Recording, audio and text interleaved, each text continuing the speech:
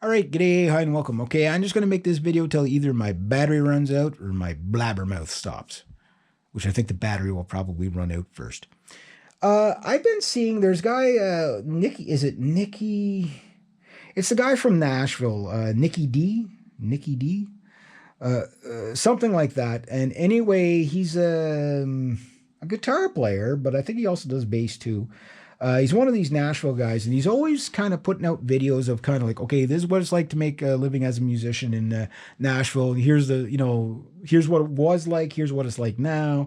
Here's what it'll cost you and stuff like that. Now, I'm nowhere near Nashville. I'm up in West Quebec, so I'm nowhere near Nashville, right?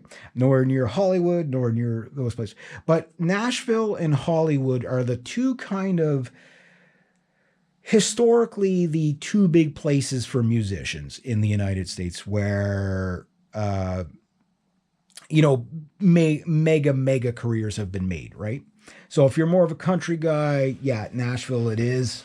If you're more of a rock guy and everything else and pop and all that stuff, Hollywood it is, right? And there's a guy from Toronto who kind of jump on the bandwagon a bit of how like in Toronto how like the bars don't pay anymore. And I kind of did this with the Rick Beato hopefully whatever happened to Rick Beato there, hopefully he makes a full recovery anyway. But where he said, the music is getting worse and blah blah. And like the point I made was like I've never ever remember a time when people say, "Oh, the music these days is just horrible," but yet this is all this music.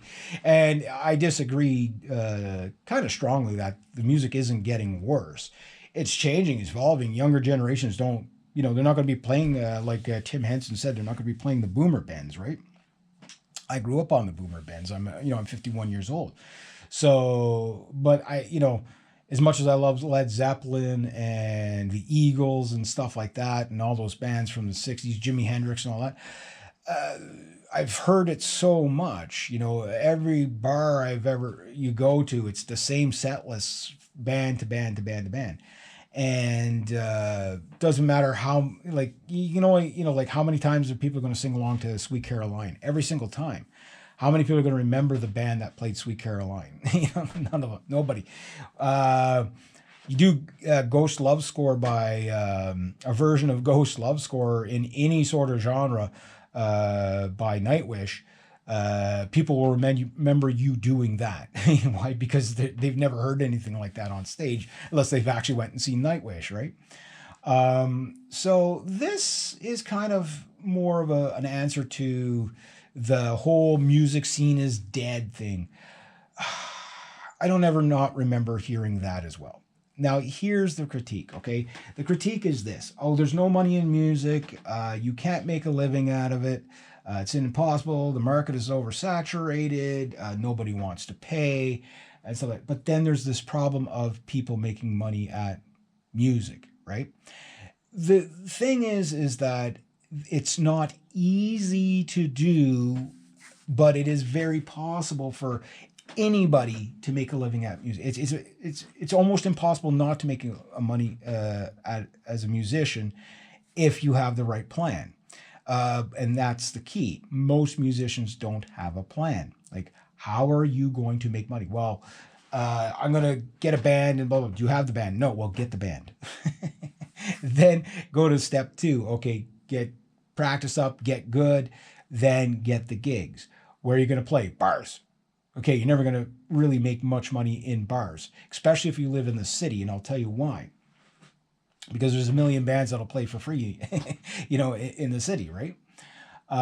So you have to go where your services are needed, and that might not be 4 nights a week. That might be a wedding, for example. Wedding bands make stupid money. It might be not stupid money, but they're not going to be Taylor Swift money, but they're gonna get paid each, a couple of $100 a night. You know what I mean? That's not bad, and it's probably but it's a different type of job, right? You do get the odd bar that will pay well. those bars are few and far between, and they're extremely hard to get booked at because they're usually very cliquey, and because they're cliquey, that means it's the same 15 bands that get to play there all year round. It's like it's really hard to break into those. But if you do, maybe you get a really good paying gig every 6 months out of them. Okay, fine. And you do this year after year, whatever, and you got that. Now, if you can do this about 80 times a year, find 80 venues that pay fairly well, and you create a circuit, you can make a living probably playing 80 shows a year, and a good living. Now, that said, 80 shows a year is a full-time job, just about, right? There's 365 days in a year. You can figure out, you're going to be playing just about every weekend, 3-4 days a week for every weekend. And then maybe you take the winter off or whatever. If you're up Canada, I won't gig in the winter in Canada really, because I don't want to ruin my instruments, right? But the thing I would say is that, no, there is still money in music. It's just, it's not easy to do. And it's the same thing. 90% of the bands I knew, like growing up, like local guys and stuff like that, almost half of them never played live.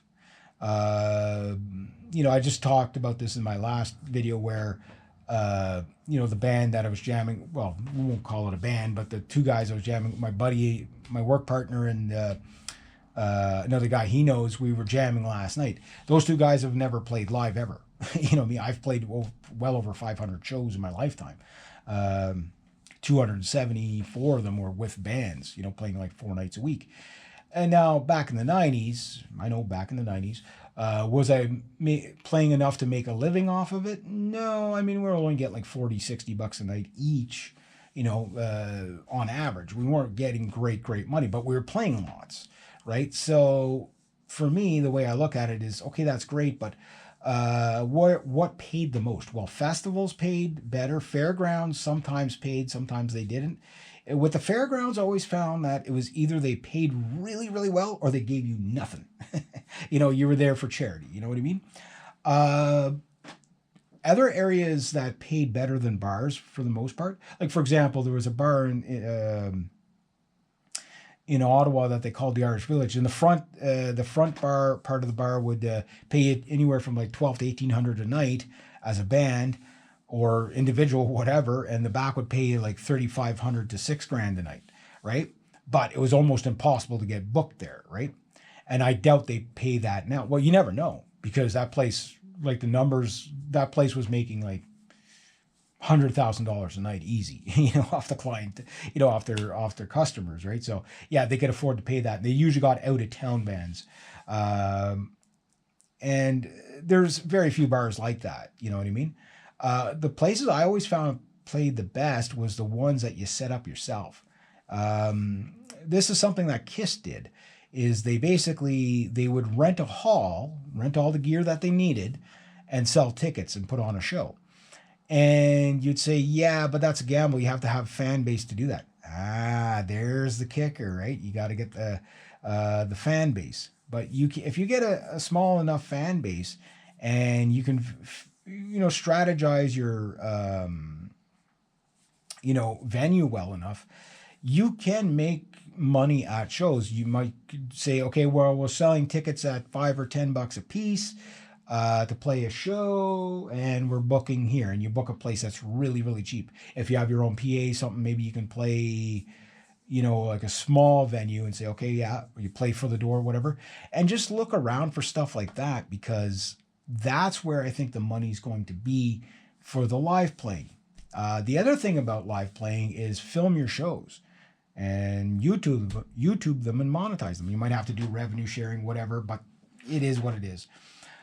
So there is still ways to make money. It's never been easy. It never will be easy. And for anybody that just tells you, it's just not worth it,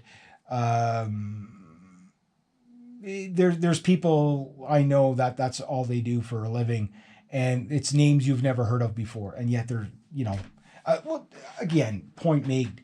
There's bands that play festivals like Wacken Open Air Live. I use that as an example, that you've never heard of, and they're playing to 18,000, 20,000 people.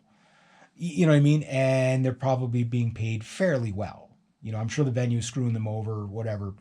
a little bit, but they probably, if they make $1 per person per band member, you know what I mean? They're making a year's income, average year's income in one night. You know what I mean? So maybe they don't get that much, but they might be making 5, 6, $700 a night each.